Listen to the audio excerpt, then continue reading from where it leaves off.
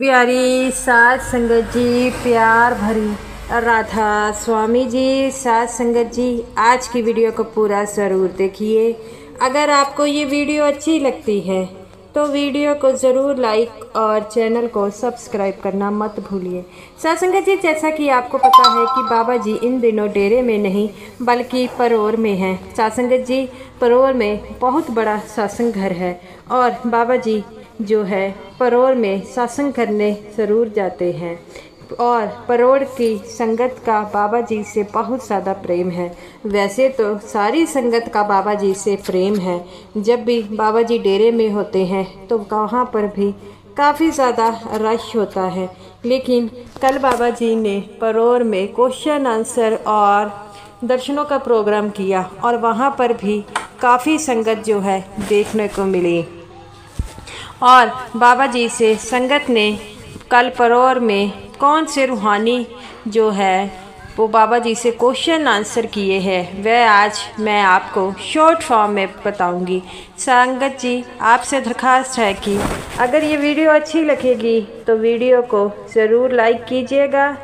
साथ संगत जी, जैसा कि आपको पता है कल परोर में बाबा जी का क्वेश्चन आंसर का प्रोग्राम हुआ।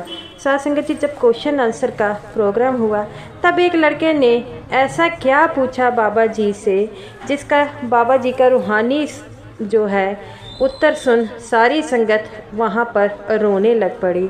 साथ संगत जी, सबसे पहले बाबा जी से एक लड़का कहता है कि बाबा जी नामदान लेना क्या ज़रूरी है। तब बाबा जी कहते हैं, बेटा नामदान नहीं लोगे तो इस 84 के गेड़े में कैसे मुक्त होगे।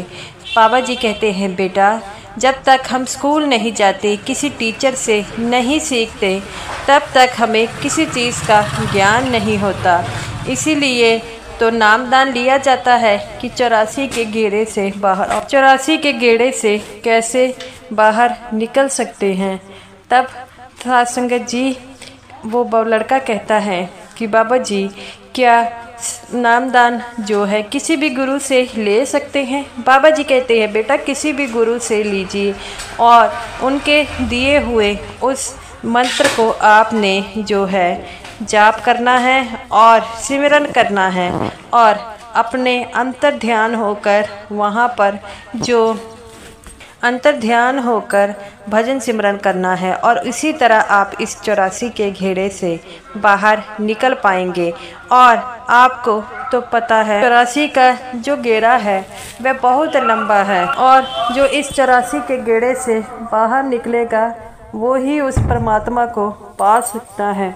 साथ संगत जी, जैसा कि आपको पता है परोर में भी काफ़ी संगत जो आई थी, उसके बाद एक बीबी आती है और वह कहती है कि बाबा जी आज आपने मुझे यहाँ पर मौका दिया है, मैं इसके लिए आपका बड़ा शुक्रिया अदा करती हूँ। बाबा जी आप परोर में ज़रूर आया कीजिए। बाबा जी कहते हैं, बेटा मैं आया करूँ, तुम ना आया करो। तो वह बीबी सुनकर हंसने लग पड़ती। बाबा जी कहते हैं, बेटा मेरा शरीर तो बुजुर्ग हो गया है, मैं फिर भी तुमसे मिलने आ जा सकता हूँ, लेकिन तुम लोग आते ही नहीं। वो कहती है, बाबा जी आप बुलाते नहीं। बाबा जी कहते हैं कि एक पिता के घर में भी आने के लिए क्या बुलावे की ज़रूरत होती है, मैं नहीं मानता। तो वो कहती है, बाबा जी जब बेटी की शादी हो जाए तब बाप बुलाता है, तभी बेटी जाती है। बाबा जी कहते हैं, बेटी वो जो पिता का घर होता है वह हमेशा बेटी के लिए होता है और इस बात की चिंता नहीं लगानी है। बाप के दरवाजे अपनी बेटी के लिए हमेशा खुले रहते हैं। साथ संगत जी, आगे एक लड़का आता है और कहता है, क्या बाबा जी ये जो परमार्थ का रास्ता होता है क्या वह कठिन होता है।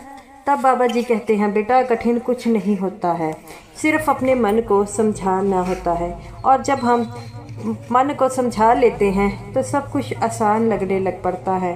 हम ये बात भूल जाते हैं कि हमें सबको परमार्थ के रास्ते पर चलना है और उसके लिए जो है हमें भजन सिमरन की ताकत ही है जो हमें परमार्थ के रास्ते में चलने में मदद करती है, जो परमार्थ के रास्ते पर चल जाता है वही जो है। इसीलिए जब से सृष्टि बनी है तब से परमार्थ के रास्ते चल रहे हैं।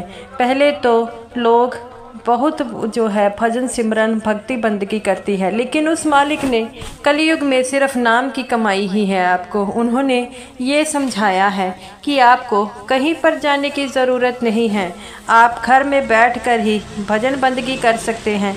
लेकिन हम जो है घर पर बैठकर भी हमसे भजन बंदगी नहीं होती, और हम यही कहते हैं कि जब भी हम सिमरन पर बैठते हैं सच्चे पातशाह में नींद आने लग पड़ती है। ये सिर्फ बहाने हैं भजन सिमरन करने ना करने के, और कुछ नहीं। अगर सच्चे मन से वहाँ पर बैठो तो आप भजन सिमरन करोगे, बाकी समय भी अपना टीवी मोबाइल चलाने पर भी आपका मन जो है वो लगता है। तो भजन सिमरन में ऐसी क्या प्रॉब्लम हो गई है जो आपसे भजन सिमरन नहीं होता? वो लड़का कहता है कि बाबा जी आप ठीक कह रहे हैं। बाबा जी कहते हैं कि मैं हमेशा ही ठीक कहता हूँ, और इस बात की जो है हमेशा ही आपको भजन सिमरन के लिए कहा जाता है, लेकिन आपसे भजन सिमरन होता ही नहीं। आगे एक लड़का उठता है और कहता है कि बाबा जी क्या ये बात है, सही है कि देवी देवता की पूजा करने से हमें भजन सिमरन में दिक्कत आती है? बाबा जी कहते हैं बेटा ऐसी कोई बात नहीं है, बात तो श्रद्धा से है। जो श्रद्धा भाव से जिसे मानता है उसके लिए वही होता है, और हमें तो उस मालिक की रजा में रहकर भजन सिमरन करना है। मैं चाहता हूँ कि आप इन सब से ऊपर उठकर जो है वो सच्चे परमात्मा की भक्ति करें जिसके पास हमने जाना है। वहाँ पर कोई हिंदू मुस्लिम कोई सिख ईसाई नहीं है, वहाँ पर सिर्फ़ और सिर्फ कर्मों का निबेड़ा होगा। और मैं यही कहता हूँ सबसे पहले एक अच्छे इंसान बने, और तभी आप एक अच्छे सत्संगी बन सकते हैं। अगर आप अच्छे इंसान नहीं हैं तो आप अच्छे सत्संगी भी कभी नहीं बढ़ सकते। हमें तो उस मालिक की रजा में रहकर ही सारे काम करते हैं, और जो इस 84 के गेड़े को पार करने के लिए जो उस मुक्ति का जो जरिया बताया गया है वह है भजन सिमरन की ताकत। भजन सिमरन में बहुत ताकत है। जो भजन सिमरन कर लेता है वही उस मालिक का हो जाता है। आगे एक लड़की आती है और कहती है कि बाबा जी आज आपने मुझे मौका दिया। बाबा जी कहते हैं बेटा क्यों? वो कहती है बाबा जी मैं कई बारी पर्ची की कोशिश करती हूँ लेकिन पर्ची निकल नहीं पाती। तो बाबा जी कहते हैं आज तो तू बड़ी खुश होगी, तेरी पर्ची निकल गई है। ये बात सुनकर वह लड़की हंसने लग पड़ती है और कहती है कि बाबा जी अगर ऐसा मौका मुझे हर बार मिले तो क्या बात है। बाबा जी कहते हैं हर बार तुझे मौका दे दिया तो बाकियों को क्या मौका नहीं मिलेगा? तब वो कहती है बाबा जी मैंने जो है डेरे में भी पर्ची निकालने की कोशिश की लेकिन निकली नहीं। बाबा जी कहते हैं बेटा जब जिसका मौका आना है। बाबा जी कहते हैं कि मेरी बेटियों को तो मौका मिलता ही रहता है लेकिन बेटियां कभी खुश नहीं होती। वो कहती है बाबा जी बेटी अब आपसे शिकायत नहीं करेगी तो किससे करेगी? ये बात सुनकर बाबा जी मुस्कुराने लग पड़ते हैं और कहते हैं ये तो तूने बिल्कुल सही कहा। आगे एक लड़का आता है और कहता है कि बाबा जी मैंने सुना है कि आत्महत्या करना पाप है। बाबा जी कहते हैं बेटा ये बात बिल्कुल सही है, और जो आत्महत्या करते हैं चाहे वह सत्संगी है उन्हें नरक ही मिलता है। तो वो कहता है बाबा जी ऐसा क्यों? बाबा जी कहते हैं बेटा हर ग्रंथ में हर धर्म ने यही लिखा है कि आत्महत्या करना एक पाप है। जो आत्महत्या करता है उन्हें सीधा सीधा नरक मिलता है। तब वो लड़का कहता है कि बाबा जी आत्महत्या अगर कोई इंसान इतना परेशान हो जाए तो वह क्या करे? बाबा जी कहते हैं बेटा कोई भी परेशानी इतनी बड़ी नहीं होती कि आप उसे खुदकुशी कर लें। आप अपने परिवार वालों से बात कीजिए, कोई ना कोई हल ज़रूर निकलेगा। और अगर इसका हल निकालना है तो इसके लिए आपको जो है भजन सिमरन ज़रूर करना होगा, और अपने घर वालों से भी बात कीजिए, तभी तो आपको इस दायरे से बाहर निकाल सकेंगे। पहले जो था परिवार बड़ा होता था, एक दूसरे से बातें करते थे और अब परिवार उतना हो गया है, किसी के पास किसी के लिए टाइम नहीं, जिसके कारण बच्चे ये स्टेप उठाने लग पड़े हैं और वह किसी से बात नहीं करते, अंदर ही अंदर घुटते हैं और ये कदम उठाने पड़ जाते हैं। वो कहता है बाबा जी मैं मानता हूँ लेकिन परेशानी कुछ हो जाती है। बाबा जी कहते हैं बेटा ज़िंदगी एक बार मिलती है और ऐसी क्या परेशानी है जिसके लिए आपको अपनी ज़िंदगी को त्यागना पड़े। ये तो मैं नहीं मानता। ज़िंदगी मिली ही कर्मों के चक्कर के लिए है। अगर हम उस कर्म कांड से हम बच नहीं पाते, उससे निकल नहीं पा रहे, तो हमारा इस दुनिया में क्या फ़ायदा है।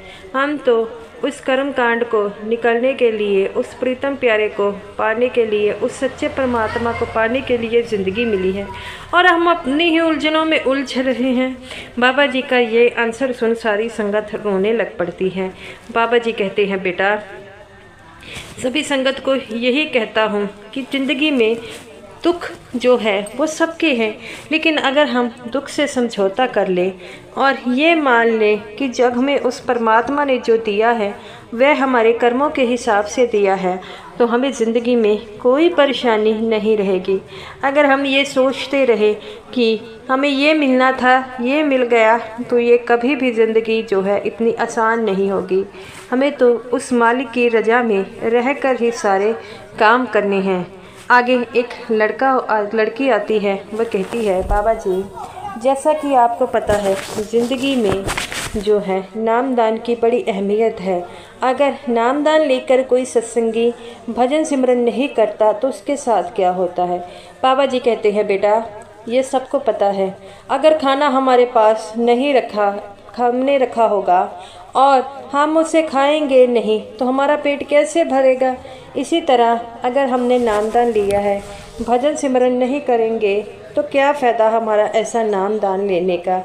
नामदान कहीं से भी ले, लेकिन उसे मालिक का जो है भजन सिमरन ज़रूर करे। जो भजन सिमरन करेगा वही उस परमात्मा को पा सकेगा। आगे एक लड़की कहती है कि बाबा जी मेरी माँ ने भजन सिमरन लिया है लेकिन वह हमेशा परेशान रहती है। बाबा जी कहते हैं वो क्यों बेटा। वो कहती है बाबा जी कुछ समय पहले मेरे पिता की मौत हो गई है। बाबा जी कहते हैं बेटा ये तो परेशानी का कारण नहीं है। ना कोई इस दुनिया में अकेला ही आता है और अकेला ही जाता है। ये जो रिश्ते होते हैं एक समय के लिए होते हैं। अगर हम उसी रिश्तों में उलझे रहें तो कैसे चलेगा। हमें इन चीज़ों से बाहर निकलना है, हमें ज़िंदगी जीनी है और ये नहीं कि हम ऐसे ही करते रहें तो कभी भी ज़िंदगी से उभर नहीं पाएंगे। वो लड़की कहती है कि बाबा जी आप बिल्कुल सच कहते हैं। बाबा जी कहते हैं बेटा एक सत्संगी होकर अगर ऐसी बातें की जाए तो ये अच्छी बात नहीं है। हमें तो इन चीज़ों से उभरना होगा और अपना उन्हें कहें ध्यान जो है भजन सिमरन पर लाएं। मैं मानता हूँ दुख तो सबको होता है लेकिन इन दुख से उभरना भी होगा। तो वो कहती है बाबा जी हम बड़ी मेहनतें करते हैं। बाबा जी कहते हैं बेटा उन्हें समझाइए, उन्हें सत्संग में लेकर जाएं और उन्हें कहें कि अपना ध्यान जो है सिर्फ परमार्थ में लगाएं, क्योंकि शरीर तो सब ने छोड़ना है। अगर वह सब कुछ भूल कर बैठ गए तो कैसे चलेगा। आगे एक लड़की आती है और कहती है कि बाबा जी आप मुझे बहुत अच्छे लगते हैं। बाबा जी कहते हैं बेटा एक बेटी को अपना बाप अच्छा ही लगता है। और वो कहती है कि बाबा जी जब भी मैं आपको देखती हूँ तो मुझे बहुत अच्छा लगता है। बाबा जी कहते हैं बेटा बाप से सभी प्यार करते हैं। वो लड़की कहती है कि बाबा जी मैं आपसे एक सवाल पूछना चाहूँगी। बाबा जी कहते हैं बेटा मौका मिला है दो भी पूछ ले। संगत हंसने लग पड़ती है। वो कहती है कि बाबा जी आप इतनी विनम्रता इतना प्रेम संगत से कहाँ से लेकर आते हैं। बाबा जी कहते हैं बेटा मेरी संगत भी मुझसे प्रेम करती है और भला मैं अपनी संगत से प्रेम क्यों ना करूं। और ये जो विनम्रता है ये सिर्फ भजन सिमरन से आती है और जब हम अपने मन को शांत कर लेते हैं तो सब कुछ ठीक हो जाता है। हमें तो अपने मन को शांत रखना होगा। जो शांत रखेगा वही उस मालिक का प्यारा बनेगा। तो वो कहती है बाबा जी आप बिल्कुल ठीक कह रहे हैं। संगत जी ये कुछ शॉर्ट क्वेश्चन आंसर जो बाबा जी से संगत ने पूछे हैं। संगत जी अगर ये वीडियो आपको अच्छी लगी होगी तो वीडियो को ज़रूर लाइक कीजिएगा और स्मॉल साथ संगत जी को मेरी तरफ से प्यार भरी राधा स्वामी जी।